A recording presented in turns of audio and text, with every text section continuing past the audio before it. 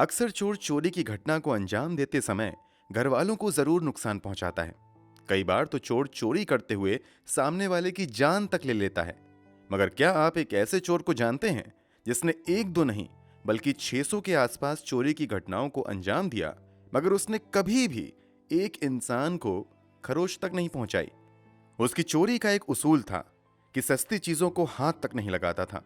ये बस महंगी घड़ियां, गाड़ी, ज्वेलरी, विदेशी कुत्ते और दूसरी कीमती सामान की चोरी किया करता था।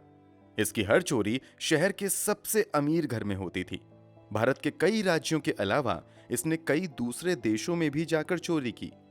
आप सोच रहे होंगे कि अगर इसने इतनी चोरी की तो पुलिस इसे पकड़ती क्यों नहीं थी। दरअसल इसे पुलिस ने दर्जनों बार पकड़ा, मगर ये इतना शातिर था कि हर बार पुलिस की पकड़ से बचकर निकल जाता था।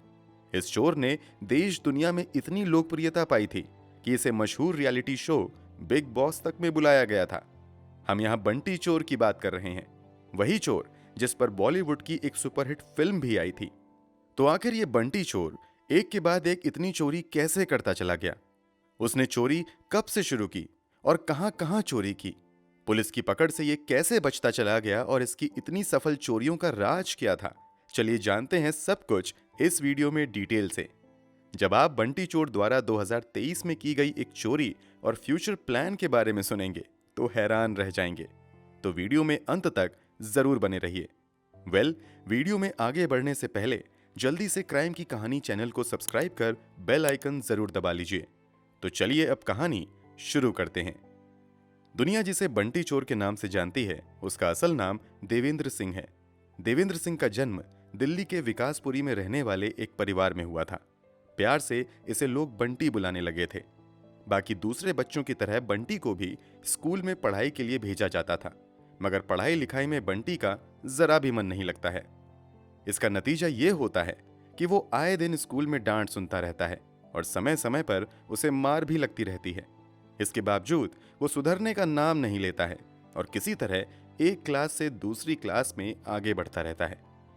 7th 8th क्लास तक आते आते तो हालात ये हो जाते हैं कि वो पढ़ाई से ज्यादा इधर उधर घूमने फिरने में ध्यान लगाने लगता है और चोरी की घटनाओं को भी अंजाम देने लगता है।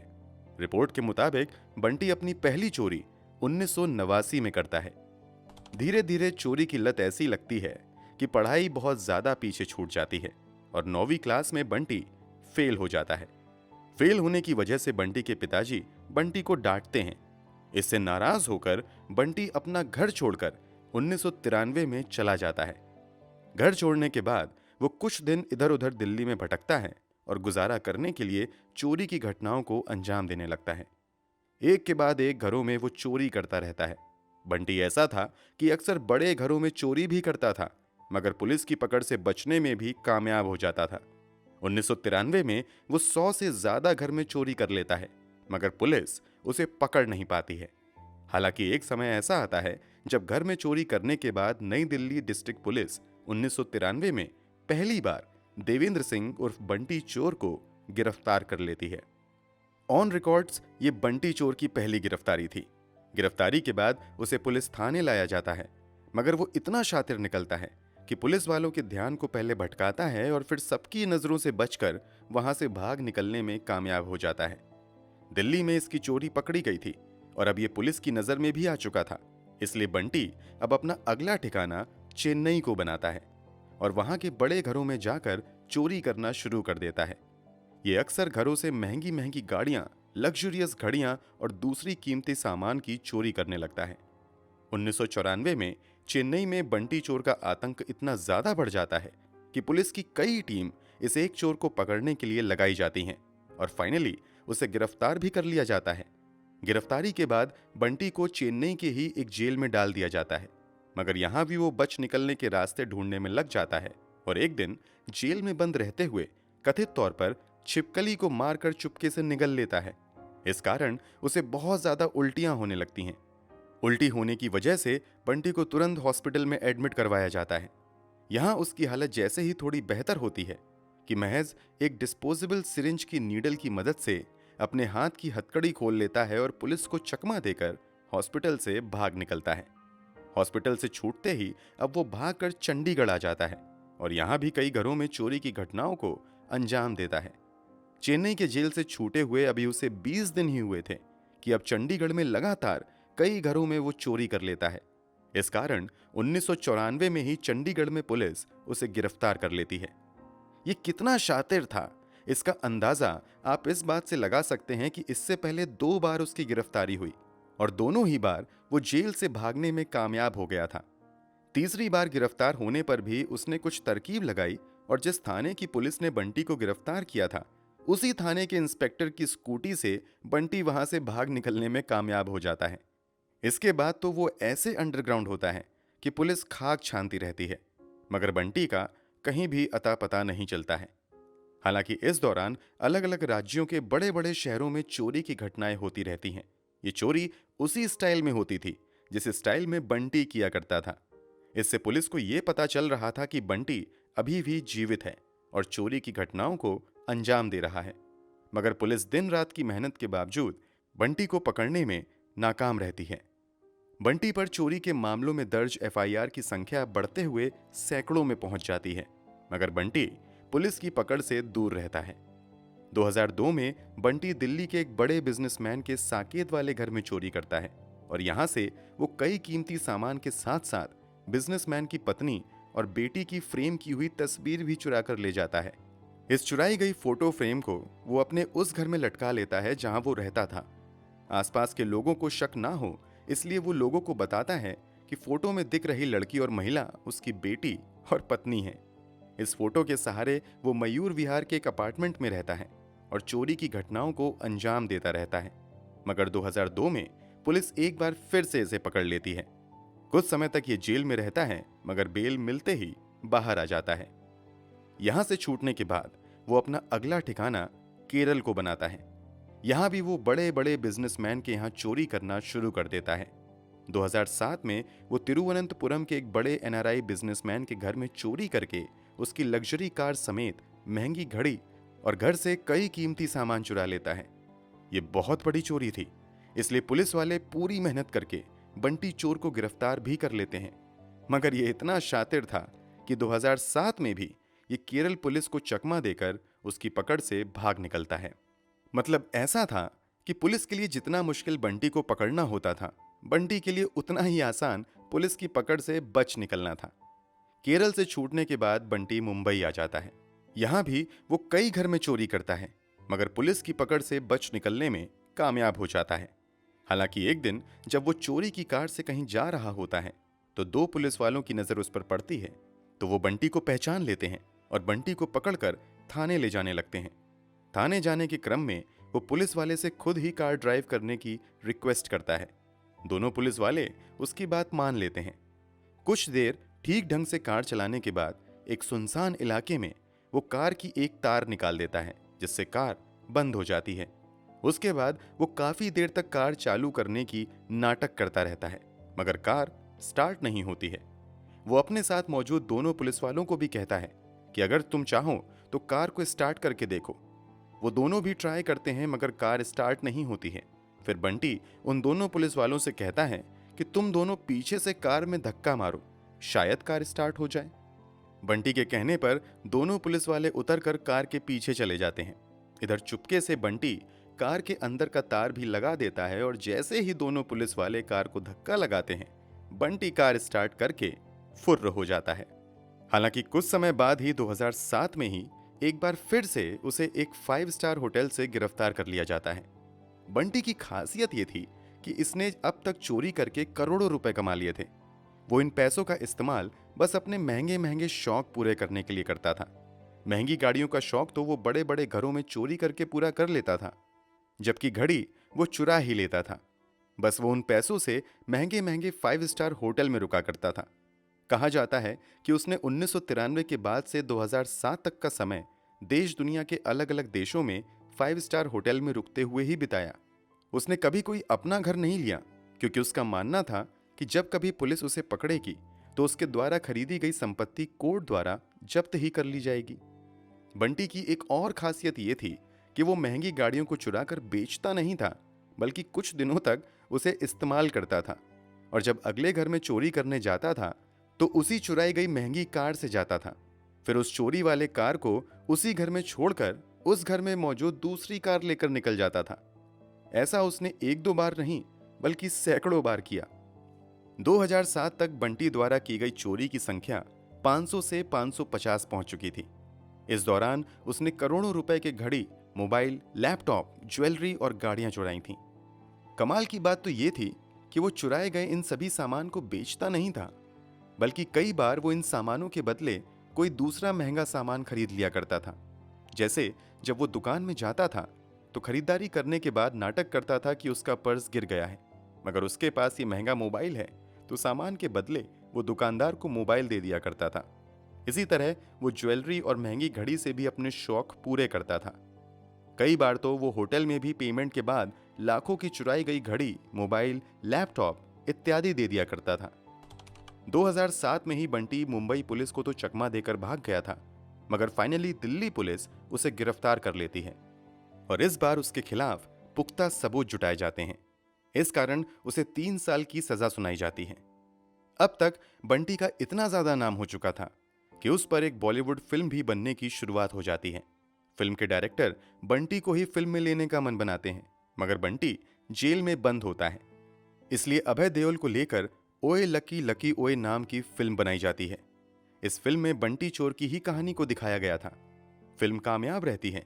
इस तरह बंटी पूरे देश में काफी फेमस हो जाता है। 2007 में इसे जेल भेजा जाता है और 3 साल की सजा सुनाई जाती है। 2010 तक वो जेल में रहता है। बेल मिलने के बाद ये जेल से बाहर आता है और अपने विकासपुरी स्थित घर पर जाता है, मगर इसके भाई और दूसरे रिश्तेदार बंटी को अपने साथ रखने से इनकार कर देते हैं, क्योंकि इस पर अभी दर्जनों केस चल रहे थे। बंटी के पास कोई काम भी नहीं था और जेल जाने से पहले चुराकर जमा किया गया पूरा धन भी जब्त हो चुका था। इसलिए वो अब भटकते हुए उसी पुलिस वाले के यहां जाता है जिसने पहली बार बंटी को गिरफ्तार किया था। बंटी उस पुलिस वाले को यकीन दिला देता है कि अब वो कभी भी चोरी नहीं करेगा और मेहनत करके कमाएगा। बजाबते मीडिया के सामने बंटी आकर बयान देता है कि वो अब चोरी नहीं करेगा। बंटी मीडिया से बात करते हुए कहता है कि उसे चोरी करते हुए इतना अनुभव हो गया है कि वो एक अच्छा जासूस बन सकता है, इसलिए वो आगे प्राइवेट जासूस के तौर पर काम करते हुए पैसे कमाएगा। दिल्ली में कुछ प्राइवेट जासूसी कंपनी बंटी से कांटेक्ट करती हैं और एक कंपनी में बंटी कुछ समय तक जॉब भी करता है। इसी बीच उसकी बढ़ती लोकप्रियता को देखते हुए 2010 में बिग बॉस सीजन 4 में भी उसे आने का मौका मिलता है। हालांकि यहां उसका व्यवहार बहुत ठीक नहीं होता है और बहुत जल्द बिग बॉस से वो बाहर भी हो जाता है। कुछ ही समय पहले बंटी ने वादा किया था कि वो कभी भी चोरी नहीं करेगा, मगर कहते हैं ना कि कुत्ते की दुम कभी सीधी नहीं हो सकती। बंटी वही था। बिग बॉस के घर से निकलने के बाद वो कुछ समय तक इधर उधर भटकता रहता है और एक बार फिर से अपने चोरी के धंधे पर वापस आ जाता है। कुछ समय तक तो वो इधर उधर चोरी करता है, मगर भटकते हुए 2013 में वो केरल पहुंचता है और इस बार केरल के एक बहुत बड़े बिजनेसमैन वेणुगोपालन नायर के घर डाका डालता है। वेणुगोपालन नायर का घर ऐसा था कि घर के दरवाजे बुलेट प्रूफ शीशे के बने हुए थे। घर के बाहर 2 हाई सिक्योरिटी अलार्म लगे हुए थे। इसके अलावा कई सीसीटीवी भी घर के बाहर लगे हुए थे। चोरी करने से पहले बंटी कई दिनों तक घर की रेकी करता है और बुलेट प्रूफ ग्लास डोर के लॉक को तोड़ने के तरीकों को सीखता और फाइनली एक दिन चुपके से बंटी घर के बाहर जाता है और पहले दोनों सिक्योरिटी अलार्म को डीएक्टिवेट करता है। जितने भी सीसीटीवी लगे हुए थे उन सबको अपना चेहरा छुपाते हुए डीएक्टिवेट कर देता है। बुलेट प्रूफ दरवाजे के लॉक को भी ये बड़ी चालाकी से तोड़ देता है और फिर चुपके से घर में दाखिल हो जाता है। घर में दाखिल होने के बाद यहां से बंटी एक लैपटॉप, 2 मोबाइल फोन, एक सोने की रिंग, 2000 रुपए कैश लेकर घर से बाहर निकलता है। घर के बाहर एक 25 लाख की एसयूवी खड़ी थी। वो इन सभी सामान को उस महंगी कार में रखता है और बड़े आराम से घर के बाहर निकल जाता है। बंटी तो समझ रहा था कि उसकी ये चोरी नहीं पकड़ी जाएगी, मगर उसकी किस्मत खराब थी, या कहिए घरवाले की किस्मत अच्छी थी कि उन्होंने एक हिडन कैमरा दरवाजे के पीछे लगाया हुआ था। बंटी की नजर उस कैमरे पर नहीं पड़ती है। इस कारण जब वो अपने चेहरे को खोलता है तो बंटी का चेहरा कैमरे में कैद हो जाता है और तुरंत उसकी पहचान हो जाती है। जिस बंटी को लोग सुधरा हुआ समझ रहे थे वो एक बार फिर से बड़ी चोरी करके फरार हो चुका था। केरल से चोरी करने के बाद बंटी उसी चुराई गई कार से बेंगलुरु तक आता है और उस कार को वहीं छोड़कर पुणे के लिए निकल जाता है। हालांकि पुणे में पुलिस वाले बंटी को गिरफ्तार कर लेते हैं और बंटी को केरल पुलिस के हवाले कर दिया जाता है। 2013 में उसे पूजापुरा सेंट्रल जेल में बंद कर दिया जाता है। यहाँ उस पर 24 घंटे नजर रखी जाने लगती है कि ये भाग न जाए। केरल में की गई चोरी का मामला अब तिरुवनंतपुरम की ही एक अदालत में चलता है और कई महीनों की सुनवाई के बाद बंटी को चोरी का दोषी करार दे दिया जाता है और 2013 में उसे 10 साल की जेल की सजा सुनाई जाती है। 2013 से 2023 तक बंटी जेल में ही रहता है। लोग यही समझ रहे थे कि 10 साल जेल में रहने के बाद अब बंटी बदल गया होगा, मगर 2023 में बंटी ने जिस चोरी की घटना को अंजाम दिया है उसे सुनकर हर कोई हैरान था। 10 साल जेल की सजा काटने के बाद 3 मार्च 2023 को बंटी जेल से बाहर निकलता है। जेल से बाहर निकलने के बाद वो कुछ समय तक तो इधर उधर रहता है, मगर आदत के मुताबिक एक बार फिर से वो अपने धंधे पर लौट आता है। वो दिल्ली के ग्रेटर कैलाश के 2 घरों में चोरी करता है। एक घर से वो 3 mobile phone, 2 laptop, 5 LED TV, एक प्रिंटर और लाखों के जेवर चुरा कर भाग जाता है। बंटी इतना शातिर था कि उसे मालूम था कि पुलिस मोबाइल के जरिए उसे ट्रेस कर सकती है, इसलिए वो सभी मोबाइल को स्विच ऑफ कर देता है, मगर गलती से एक मोबाइल स्विच ऑन रह जाता है। दिल्ली पुलिस इसी मोबाइल को ट्रेस करते हुए बंटी का पता लगाने लगती है। बंटी दिल्ली से कानपुर जाता है और वहां से नेपाल की तरफ जाने की फिराक में लगा रहता है, मगर दिल्ली पुलिस अपना जाल बिछाती है और लगभग 8 घंटे तक बंटी का पीछा करने के बाद उत्तर प्रदेश के कानपुर देहात इलाके से अप्रैल महीने में बंटी को गिरफ्तार कर लिया जाता है। बंटी इतना शातिर था कि जब पुलिस वाले इसे रोकते हैं और कार का शीशा नीचे करने के लिए कहते हैं तो ये कार के अंदर से पुलिस वालों को ही पुलिस की आईडी दिखाते हुए कहता है कि मैं तो एक पुलिस वाला हूं, मगर असली पुलिस वाले पहचान लेते हैं कि ये बंटी है और इस बार वो बंटी के झांसे में नहीं आते हैं। खिड़की तोड़कर बंटी को बाहर निकालते हैं। अब फिलहाल एक बार फिर से बंटी जेल की हवा खा रहा है। चलिए अब इस पॉइंट पर आते हैं कि जिसने बंटी को इतना सफल चोर बना दिया, मतलब बंटी के सफल चोरी के पीछे की असली वजह क्या थी? जवाब है बंटी का कॉन्फिडेंस। बंटी मीडिया से बातचीत करते हुए अपने कॉन्फिडेंस को ही अपनी सबसे बड़ी ताकत बताता है। किसी भी हालत में बंटी घबराता नहीं है। उसे खुद पर इतना यकीन था कि कई बार जब लगा कि वो पकड़ा जाएगा तब वो अपने कॉन्फिडेंस की वजह से बच निकलने में कामयाब हुआ। जैसे वो एक घर में सुबह चोरी करने गया तो घर का नौकर जागा हुआ था। नौकर उसे देखकर पूछता है कि तुम कौन हो? जवाब में बंटी कहता है कि साहब ने मुझे बुलाया है, तुम जाओ उनसे कहो कि आपसे कोई मिलने आया है। बंटी की बात सुनकर घर का नौकर मालिक को कहने जाता है कि कोई आपसे मिलने आया है। इधर बंटी घर के अंदर मौजूद कीमती सामान चुराकर रफू चक्कर हो जाता है। इसी तरह एक घर में बंटी जब चोरी करने जाता है तो अचानक से घर में सोई बूढ़ी महिला की आंखें खुल जाती हैं। बंटी उस महिला के सिरहाने में रखी ज्वेलरी चुरा रहा था। महिला के जगते ही वो घबराने की बजाय बड़े कॉन्फिडेंस के साथ महिला को गुड मॉर्निंग कहता है। बंटी इतने कॉन्फिडेंस के साथ गुड मॉर्निंग कहता है कि महिला खुद कंफ्यूज हो जाती है और थोड़ी देर सोचने लगती है। तब तक बंटी बड़े आराम से ज्वेलरी निकालकर वहां से निकल जाता है। बंटी की चोरी का एक किस्सा यह भी है कि जब वो एक घर में चोरी करने गया तो घर के नौकर ने उसे देख लिया। यहां भी बंटी घबराता नहीं है, बल्कि कहता है कि तुम्हारे मालिक ने घर के कुछ जरूरी सामान एयरपोर्ट तक लाने के लिए मुझे भेजा है।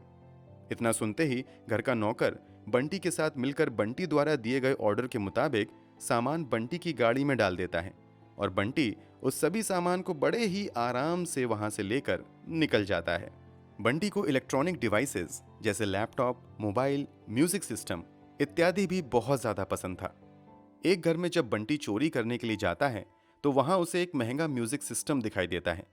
म्यूजिक सिस्टम उसे काफी पसंद आ जाता है। सुबह के लगभग 5 बज रहे थे। वो म्यूजिक सिस्टम बड़े आराम से लेकर निकलने लगता है। तभी घर की एक बेटी जो अभी जॉगिंग से वापस आ रही थी बंटी को देखकर चौंक जाती है। बंटी को म्यूजिक सिस्टम ले जाते देख वो लड़की उसे टोकती है। जवाब में बंटी बड़े कॉन्फिडेंस के साथ कहता है कि आपके पापा ने आपके लिए एक सरप्राइज गिफ्ट प्लान किया है और उन्होंने ही मुझे इस म्यूजिक सिस्टम को बदलकर दूसरा म्यूजिक सिस्टम लाने के लिए कहा है। फिर बंटी उस लड़की को हैप्पी बर्थडे इन एडवांस कहकर निकल जाता है। लड़की भी खुशी खुशी अपने रास्ते निकल जाती है, मगर बाद में पता चलता है कि वो तो लुटेरा था जो सब कुछ लूट कर चला गया।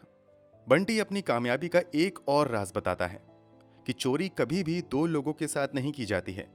बंटी के मुताबिक अगर दो लोग होंगे तो पकड़े जाने का खतरा बहुत ज्यादा है, इसलिए कभी भी किसी दूसरे पर विश्वास करके चोरी के लिए नहीं जाना चाहिए। आपके लिए यकीन करना मुश्किल होगा, मगर बंटी ने 500 से 600 चोरियां सिर्फ एक स्क्रू ड्राइवर की मदद से की। उसके पास कभी कोई हथियार नहीं रहा। उसने चोरी के दौरान कभी किसी को एक थप्पड़ तक नहीं मारा, बल्कि किसी को खरोच तक नहीं पहुंचाई। अक्सर बड़े बड़े घरों में सेफ्टी के लिए महंगे महंगे कुत्ते भी रखे जाते हैं। शुरू में जब बंटी कुछ घरों में चोरी करने गया तो उसे देखकर कुत्ता भौंकने लगा। बंटी ने इसका भी रास्ता निकालने का फैसला किया। वो कुत्तों को काबू करने की ट्रेनिंग देने के लिए कुछ दिनों तक एक प्रोफेशनल सेंटर चला जाता है और कुत्तों को काबू में करने के सभी गुर सीख लेता है। इस गुर को सीखने के बाद जब भी बंटी चोरी करने जाता था, अपने साथ कुत्तों का पसंदीदा डिश लेकर जाता था। कई जगह वो कुत्तों को पहले चिकन डाल देता था। इस तरह कुत्ते शांत हो जाते थे और फिर बड़े आराम से बंटी चोरी कर लेता था। बंटी को कुत्तों से भी प्यार हो गया था, इसलिए जहां के कुत्ते उसे पसंद आ जाते थे, बंटी उन कुत्तों को भी बड़े आराम से लेकर अपने साथ आ जाता था। बंटी की एक और खास बात यह थी कि वो अपनी चोरी को चोरी कहता ही नहीं था।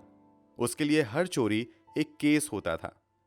चोरी के लिए इतना कॉन्फिडेंस आता कहां से है, ये पूछे जाने पर इसके जवाब में बंटी बताता है कि दरअसल जहां वो ठान लेता है कि चोरी करना है, वो मानने लगता है कि उस घर के अंदर मौजूद चीज उसकी है। अब बस वो ये सोचता था कि अंदर अपना सामान पड़ा है जिसे उठाकर ले आना है। बंटी का यही सब कारनामा था कि दिल्ली पुलिस ने उसे सुपर चोर तक का खिताब दिया था। अप्रैल 2023 में गिरफ्तार होने के बाद बंटी फिलहाल जेल में है, मगर जेल जाने से पहले बंटी ने ख्वाहिश जताई है कि जेल से बाहर आने के बाद वो चोरी से बचने के तरीके सिखाने के लिए एक ट्रेनिंग सेंटर खोलेगा। अब बंटी के सेंटर से चोर निकलेंगे या चोरी से बचने वाले, वो तो समय ही बताएगा। दोस्तों, इस बंटी सुपर चोर के बारे में आप क्या कहना चाहेंगे? कमेंट बॉक्स में जरूर बताएं। अगर आपको हमारी मेहनत पसंद आई हो तो इस वीडियो को लाइक करते हुए शेयर भी करें। अगर आपने अब तक इस चैनल को सब्सक्राइब नहीं किया है तो जाने से पहले जल्दी से चैनल को सब्सक्राइब कर बेल आइकन दबा लीजिए। क्राइम की दुनिया से जुड़ी ऐसी ही सच्ची कहानियों के लिए बेल आइकन दबाकर नोटिफिकेशन भी जरूर ऑन कर लें। धन्यवाद।